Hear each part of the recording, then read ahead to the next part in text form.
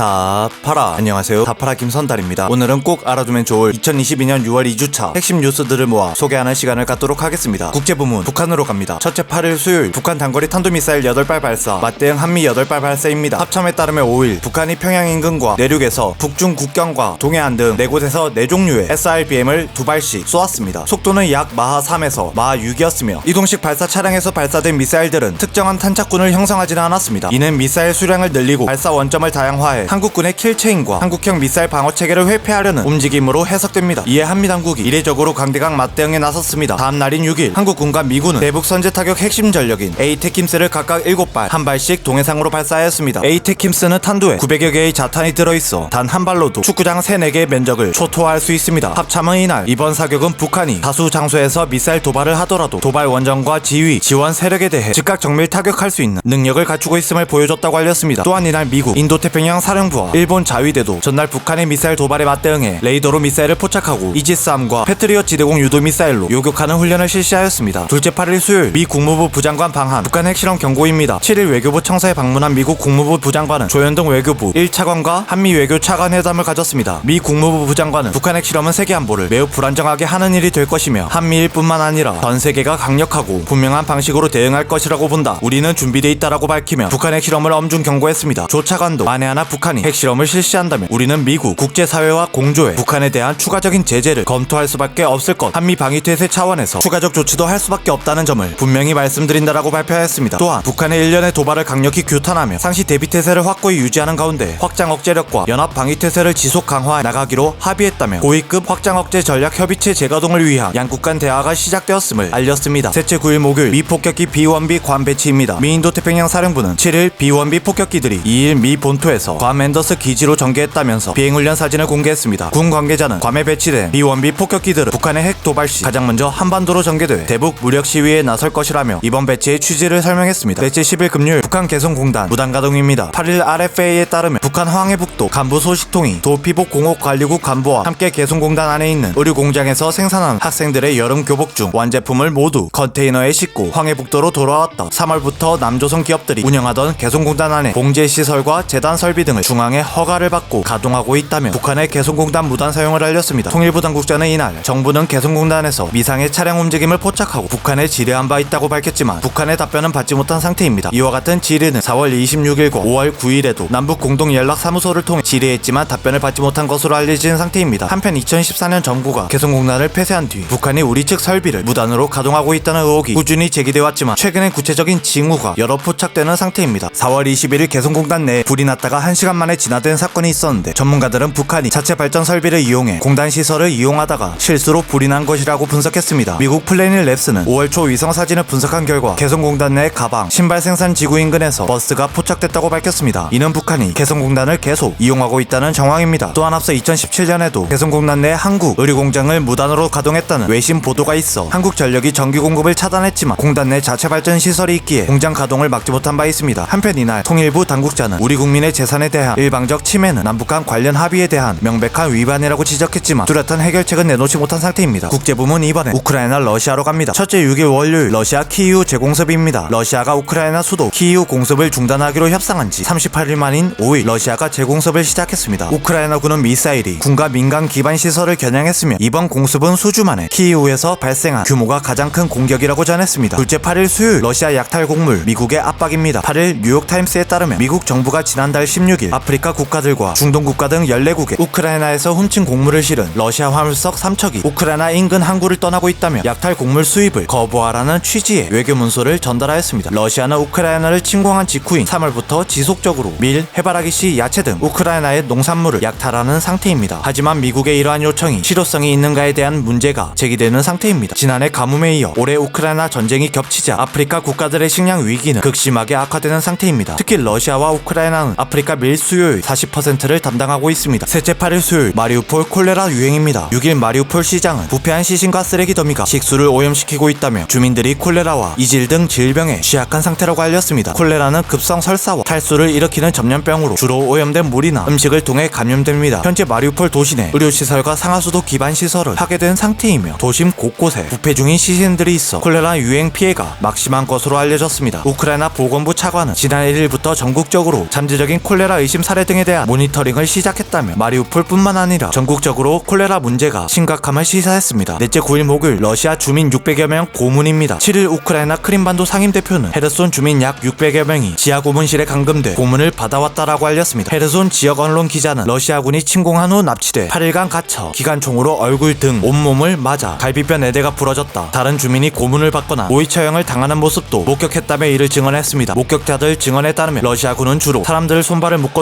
구타하거나 목에 줄을 매어 달고 끌고 다니는 식으로 고문을 자행했으며 심지어 신체 일부를 자르거나 성기와 복부를 인두로 지지고 전기 고문도 했습니다. 고문을 당한 600여 명 가운데 300여 명은 지금도 갇혀서 사태의 심각성은 나아지지 않는 상태입니다. 다섯 번째 10일 금요일 이준석 우크라이나 방문 일주일 만에 귀국입니다. 지난 3일 이준석 국민의힘 대표를 비롯한 한 우크라이나 자유평화연대 특별대표단이 우크라이나에 방문했으며 일정을 마치고 9일 귀국했습니다. 러시아 침공 이후 아시아 정당 대표단이 우크라이나 현지를 방문한 것은 처음입니다. 이들은 민간인 학살이 발생한 부차와 이르핀 지역과 수도 키이우를 포함해 여러 곳을 방문했으며 우크라이나 대표를 포함해 우크라이나의 여러 사람들과 만나 회담을 나눈 것으로 알려졌습니다. 한편 구체적인 회담 내용은 기밀에 붙여진 상태입니다. 국제부문 이번에 미국으로 갑니다. 첫째 6일 월요일 브레고리 잇따라 강진 발생입니다. 세계 주요 화산 활동이 중첩된 환태평양 조산대 브레고리에서 잇따라 규모 6.0 이상의 강진이 발생되는 상태입니다. 이에 대형 자연재해 발생에 대한 우려가 커지는 상태입니다. 4일 호주 태즈메니아주 호바트 남쪽 1647km 해역에서 규모 6.4의 강진, 미 알래스카주 아닥섬 서쪽 349km 해역에서 규모 6.3 강진, 남태평양 사모아제도 아피아 남서쪽 571km 해역에서 규모 6.2의 지진이 연달아 발생했습니다. 또한 지난달 9일 대만 화롄 동쪽 97km 해역에서 규모 6.1, 27일 동티모르 로스팔로스 북동쪽 36km 해상에서 규모 6.2, 28일 페루 줄리아카 북서쪽 74km 지점에서 규모 7.2의 지진이 관측되었습니다. 지진이 발생한 모든 지역은 브레고리에 속하는 것으로 알려졌습니다. 국제부문 이번에 중국으로 갑니다. 첫째 8일 수요일 테난먼 추봉 극심한 검열입니다. 1989년 6월 4일 중국 공산당이 베이징 테난먼 광장에서 민주화를 요구하던 학생과 시민 100만 명을 탱크를 앞세워 무력 진압한 테난먼 사태 이후 매년 6월 4일 테난먼 추모가 이뤄졌습니다. 올해 33주년을 맞아 테난먼 추모가 곳곳에서 발생했지만 2020년 홍콩 보안법 도입 이후 테난먼 사태를 공개적으로 기념하는 것은 불가능한 상태입니다. 4일 테난먼 사태 추모가 이어지자 최소 6명 이상 시민이 연행되었으며 매년 공개적으로 대규모 추모 행사가 진행되었던 빅토리아 공원은 3일 밤부터 5일 새벽까지 전면 봉쇄되었습니다. 홍콩 밖에서도 추모 현상이 이뤄져 중국 당국은 집중적으로 추모 행사를 막았습니다. 특히 1억 6천만 명의 웨이브 추종자를 보유한 중국 인기 쇼핑 호스트 리차지가 3일 밤 아이스크림 홍보 방송 중 아이스크림으로 탱크 모양을 만들자 당국에 의해 급작스럽게 방송이 중단되었습니다. 이에 국제적으로 중국 검열에 대한 비판이 쏟아졌습니다. 둘째 8일 수요일 중국 캄보디아의 비밀 해군기지 착공입니다. 6일 미국 워싱턴 포스트에 따르면 9일 중국이 비밀리에 추진해온 캄보디아 해군기지 착공식이 6일 미국 워싱턴 포스트에 따르면 9일 중국이 비밀리에 추진해온 캄보디아 해군기지 착공식이 열릴 것으로 보도했습니다. 해당 기지는 중국이 인도태평양 지역에 들어서는 첫 해외기지이며 외국의 해군기지를 건설하는 것은 아프리카 지부티 이후 두 번째입니다. 이로 인해 인도태평양 지역에서 미국과 중국 간 패권 다툼이 격해질 것으로 분석되지만 중국과 캄보디아 당국은 해당 기지 건설을 부인하는 상태입니다. 국제부문 중국에 이어 일본으로 갑니다. 첫째 11일 토요일 일본 비상임 이사국 재진출입니다. 9일 뉴욕 유엔 본부에서 열린 유엔 총회 투표에서 일본은 모잠비크, 에콰도르, 몰타, 스위스 등과 함께 2년 임기의 비상임 이사국으로 선출되었습니다. 이로 인해 직전 임기를 마쳤던 2017년 이후 6년 만에 내년 1월부터 일본은 비상임 이사국 임기를 시작합니다. 일본은 이번까지 12번째 비상임 이사국으로 선출된 것으로 세계에서 가장 많이 선출되었습니다. 안보리는 5개의 상임 이사국과 2년마다 교체되는 10개 비상임 이사국으로 구성되며 비상임 이사국은 5개국씩 매년 선거로 교체됩니다. 국제부문 영국으로 갑니다. 첫째 8일 수요일 영국 총리 당내 신임 투표 결과입니다. 영국 총리가 6일 실시된 보수당 하원 의원 신임 투표에서 찬성 211표, 반대 148표로 신임을 받았습니다. 만약 과반 이상이 반대 지지를 받으면 당대표직에 파면되게 됩니다. 영국 총리는 코로나19 봉쇄로 모임이 금지된 시기에 총리실 파티에 참석 후 경찰에 범칙금을 부과받은 이른바 파티게이트에 이어 지난달 25일 총리실 내 술판을 벌인 사진이 공개되어 이와 같은 신임 투표를 받았습니다. 이번 투표에서 대표직을 유지했지만 40%가 넘는 반대표의 총리의 상황은 좋지 못한 상태입니다. 최근 영국 여론조사기관 입소수에 따르면 영국인의 54%가 총리의 국정 운영을 부정적으로 평가하는 상태이며 우크라이나 사태를 계기로 국방부 장관과 외교부 장관이 유력한 차기 총리로 떠오르고 있는 상태입니다. 둘째 9일 목요일 유럽 주사기 테러 확산입니다. 4일 영국 시민이 친구와 술집에 갔다가 쓰러진 후 감염된 주사바늘에 찔렸다는 검사를 받았습니다. 이후 유럽 전역에 주사기 테러가 확산되는 상태입니다. 정체불명의 주사기에 찔린 피해자들은 각각 언어장애, 일시적 기억 상실 등의 증세를 보이며 범행에 쓰인 주사기에 진통제와 일부 마약성 약품 등이 포함되었을 것으로 전문가들은 분석했습니다. 또한 이와 같은 준비물들은 온라인에서 쉽게 구입할 수 있습니다. 프랑스에서도 3월 말부터 최근까지 300건 이상 신고가 들어오던 상태입니다. 피해자들은 술집, 나이트클럽, 지하철 콘서트장 등 일상적 공간을 막론하고 범죄가 벌어지고 있습니다. 피해자에 따르면 지하철에 있을 때 낯선 인물이 옆을 스쳐가는 순간 팔이 따끔했으며 이후 팔을 보자 바늘 자국이 있었다고 증언했습니다. 어디에서나 쉽게 범죄가 자행될 수 있으며 범인을 특정짓기 어렵고 모방 범죄가 쉬우며 심지어 성폭행이나 인신매매 등으로 확장될 수 있기에 유럽 당국 곳곳에서 비상이 걸리는 상태입니다. 국제부문 마지막은 이란으로 갑니다. 첫째 11일 토요일 핵 감시 카메라 추가 중단입니다. 9일 국제원자력기구 사무총장은 기자회견을 통해 이란으로부터 핵시설 내 감시 카메라 운영을 추가로 중단한다는 통보를 받았다. 해당 카메라들은 2015년 핵합의에 따라 설치한 불량 전량에 해당한다. 핵합의 보고 노력에 치명타가 될 것이라고 알렸습니다. 앞서 이란은 국제원자력기구가 이란을 규탄하는 결의안을 준비할 움직임을 보이자 자국 핵시설 내 우라늄 농축 수준을 감시하는 국제원자력기구 카메라 2대의 운영을 중단한 바 있습니다. 또한 최근 이란이 미확인 장소 3곳에서 핵물질이 검출된 것과 관련해 해명을 내놓지 않자 이를 규탄하는 이사회 결의안을 채택했습니다. 미 국무장관은 이란의 감시 카메라 제거는 상황을 더 복잡하게 할 것이며 핵위기를 심화시키고 이란을 더욱 고립으로 이끌 것이라며 이번 이란의 행보를 비판했습니다. 또한 미국을 필두로 한 영국, 프랑스, 독일 등 4개국은 공동성명을 통해 결의안은 이란이 핵시설 내 안전 의무를 이행하고 믿을 수 있는 해명을 내놓으라는 메시지라며 이란을 압박했습니다. 하지만 이란 대통령은 신의 이름으로 한 걸음도 물러서지 않을 것이라며 맞섰습니다. 국제부문에 이어 정치부문입니다. 첫째 10일 금요일 신윤 의원 민들레 모임 출범입니다. 9일 국민의힘 민들레 모임에 대한 당 안팎의 비판이 오갔습니다. 해당 모임은 민심 들어볼래의 약자로 민심을 파악해 정부와 대통령실에 전달하겠다는 목표로 출범했지만 6회간 3인이 포함되어 친윤 모임이란 분석이 오가는 상태입니다. 이번엔 경제부문입니다. 첫째 7일 화요일 편의점, 게임사와 온라인 명품 플랫폼 협업 팝업 매장입니다. 이마트24는 6일 MMORPG 게임 검은 사막과 온라인 명품 플랫폼 머스트잇과 협업해 팝업 매장 24 블랙을 열었습니다. 편의점과 이종 산업의 다양한 협업이 지속적으로 호응을 얻자 이번엔 게임 업계와 온라인 명품 플랫폼과 콜라보레이션을 진행하는 등 업계의 이색 협업 트렌드가 가속될 것으로 전망되는 상태입니다. 둘째 8일 수요일 미국 태양광 패널 관세 면제입니다. 미 대통령은 6일 미국 내 태양광 패널 생산을 촉진하기 위해 한국 전쟁 당시 만들어진 국방물자 생산법을 발동해 태양광 물자를 우선 조달하도록 지시했습니다. 이에 따라 국내 기업들은 태양광 발전 물품들을 적시에 공급해야 합니다. 또한 동남아 4개국에 수입되는 태양광 패널에 대해 2년간 관세 면제 조치를 내렸습니다. 미국은 해당 국가들로부터 태양광 패널 부품 수요의 약 80%를 공급받는 상태입니다. 한편 지난달 3월 미 상무부가 해당 국가들을 통한 중국산 태양광 패널의 우회 수출과 관세 피해 혐의에 대한 조사에 착수했음에도 불구하고 이 같은 관세 면제 조치가 감행된 것은 미국이 태양광 산업 육성을 위해 중국의 우회 수출 논란을 봐주는 것 아니냐는 우려가 제기되는 상태입니다. 한편 태양광 업계 관계자는 미국의 이번 조치들에 올 초 미국 정부가 중국 업체의 우회 수출에 대해 칼을 빼들면서 한국 업체의 반사 효과가 기대되었지만 이번 조치로 호재가 사라졌다. 다만 장기적으로 미국 태양광 시장 확대를 이끌 수 있어 긍정적인 면도 있다고 평가했습니다. 셋째 10일 금요일 민노총 공공운수노조 화물연대 본부 총파업입니다. 7일부터 전국 민주노동조합 총연맹 공공운수노조 화물연대 본부 총파업이 시작되었습니다. 국토교통부에 따른 9일 오후 5시 기준 파업에 참여한 조합원은 전체 화물연대 조합원의 약 37%인 8,100여 명입니다. 경찰은 이날까지 업무방해 등의 혐의로 조합원 36명을 입건했습니다. 윤 대통령도 대화에서 풀 것은 풀겠다면서도 어떤 경우에도 법을 위반하는 것은 법치국가에서 국민들이 받아들이기 어려울 것이라고 알렸습니다. 한편 이번 파업으로 주류 자동차, 시멘트, 반도체, 철강업계 등 여러 산업계에서 피해가 상당해 각 기업은 타 물류업체와 계약하는 등 돌파구를 찾는 상태입니다. 이번 파업은 안전운임제 일몰제 폐지와 최근 유가, 요소수 폭등으로 인한 운송료 인상 등을 목표로 발생했습니다. 경제부문 다음으로 사회부문입니다. 첫째 8일 수요일 퍼블리시티권 시행입니다. 8일부터 퍼블리시티권을 처음 도입하는 내용의 부정경제방지법 개정안이 시행됩니다. 퍼블리시티권은 유명인의 성명, 초상 등이 갖는 경제적 가치를 상업적으로 이용할 수 있는 권리입니다. 이번 개정으로 기존엔 유명인의 성명이나 초상을 상업적으로 무단 사용하면 민법상 인격권 침해에 따른 정신적 피해 보상만 가능했으나 앞으로는 재산적 피해에 대한 손해배상 청구와 금지 조치 청구도 가능해졌습니다. 이에 따라 유명인 이름을 이용한 키워드 광고에 대한 법 해석이 갈리는 상태입니다. 현재 유명인이 해당 상품을 착용했다는 정보를 밝히고자 땡땡땡 원피스 등 상품명에 유명인의 이름을 포함시켜 광고하는 일이 잦았습니다. 심지어 유명인과 전혀 무관하더라도 유명인 이름을 키워드로 설정해 검색 결과에 노출되도록 하는 사례도 있었습니다. 한편 퍼블리시티권에 대한 주체가 누구인가도 논란입니다. 기획사와 연예인 본인 가운데 누가 청구권자가 될 수 있는가에 대한 법 해석이 갈리고 있는 상태입니다. 둘째 9일 목요일 전국 노래자랑 MC 송혜 별세. 안타까운 소식입니다. 2022년 9월 8일 국민 MC 송혜씨가 작년 95세의 나이로 별세하였습니다. 올해 초부터 컨디션 난조로 건강에 이상이 생겨 병원 입퇴원을 반복해왔으며 코로나19에 감염된 적도 있습니다. 본명 여왕 고 송북회 선생은 1927년 황해도 재령군 출신으로 해주음악 전문학교에서 성악을 공부하였으며 한국전쟁 당시 가족과 생이별을 하며 미 군함을 타고 부산으로 내려왔습니다. 1955년 창공학 극단에 데뷔한 후 1988년 전국 노래자랑 MC가 되었습니다. 이는 1986년 교통사고로 세상을 떠난 아들을 마음속에서 떠나보내기 위했다고 밝힌 바 있습니다. 34년간 매주 1회 총 1500회가 넘게 전국 노래자랑을 이끌었으며 2003년 광복절에 평양 모란봉 공원에서 평양 노래자랑을 이끌기도 했습니다. 올해 5월에 텔레비전 음악 프로그램 최고령 진행자로 기네스 세계 기록에 등재되었습니다. 한편 윤 대통령은 고인에게 1등급 훈장인 금관 문화훈장을 추서하였습니다. 셋째 10일 금요일 변호사 사무실 방화입니다. 9일 오전 대구 수성구 범어동 우정 법원 빌딩에 화재가 발생해 22분 만에 진화했지만 7명이 사망하고 50명이 다치는 참사가 발생했습니다. 방화 용의자 천모 씨도 현장에서 숨졌습니다. 범인은 2013년 아파트 건설에 투자하고 지난해 4월 부동산 투자금 반환 소송에 패하자 시행사 대표 측 법률 대리인이 속한 사무실에 휘발유를 사용해 방화했으며 사무실 문도 잠그었습니다. 또한 피해자 2명의 검상이 발견되어 조사 중인 상태입니다. 한편 투자금 반환 소송을 담당했던 변호사는 출장으로 화를 면했습니다. 한편 현행법상 6층 이상 건물의 경우에만 의무적으로 스프링클러를 설치해야 하기에 이번 피해 건물 5층이라 스프링클러가 없는 것으로 밝혀졌습니다. 마지막은 IT 부문입니다. 첫째 9일 목요일 자율주행 로봇 음식 배달 테스트입니다. 서울시가 이달부터 2023년 11월까지 18개월 동안 코엑스, 테헤랄로 등 강남 일대에서 자율주행 배달 로봇 실종 사업을 실시한다고 밝혔습니다. 이에 코엑스 식료 매장에서 무역센터 빌딩, 사무실 입구까지 배달 로봇이 사용됩니다. 시범 운영 기간 동안 강남 일대엔 세종 11대의 자율주행 배달 로봇이 사용됩니다. 둘째 10일 금요일 자율주행 택시 서비스 본격화입니다. 서울시가 실시간으로 최단 경로를 찾아 자율주행을 하는 로봇라이드 서비스를 8월부터 실시한다고 알렸습니다. 서울시장은 국토교통부 장관 등과 함께 9일 로봇라이드 1호 승객으로 탑승해 테헤랄로 3.4km 이동했습니다. 로봇라이드 서비스의 운행 지역은 올해 테헤랄로, 강남대로, 영동대로, 언주로, 남부 순환로 등 총 26개 도로이며 내년 도산대로, 압구정로 등 총 32개 도로까지 운행 지역을 확대할 계획입니다. 셋째 10일 금요일 울산시 도심항공교통 선점입니다. 울산시는 9일 국토교통부의 KUAM R&D 통합실증 테스트베드 공모의 우선 협상자로 선정되었습니다. KUAM R&D 통합실증 테스트베드는 기체 안정성과 관제통신기술, 교통연계기술 등 도심항공교통과 관련된 연구기술 전반을 실증하는 시스템으로 총 사업비 937억 전액 국비로 사업이 진행됩니다. 이에 시는 2014년부터 도심항공교통과 관련된 연구기술 전반을 실증하며 KUAM 상용운용은 초기, 성장기, 성숙기 등 3단계의 전략에 따라 추진됩니다. 이에 맞춰 울산은 2023년부터 2027년까지 국비 2,535억 원 등을 포함해 총 3,210억 원을 투입해 UAM 산업 전주기를 지원하는 클러스터를 구축하기로 계획했습니다. 이번 투자는 하늘택시 등 세계 자동차 산업의 선두를 차지하는 것을 목표로 삼고 있습니다. 이상으로 2022년 6월 2주차 뉴스 소식을 마치겠습니다. 다음엔 6월 3주차의 핵심 뉴스들을 모아 전달하는 시간을 갖도록 하겠습니다. 이상 다파라 김선달이었습니다. 안녕.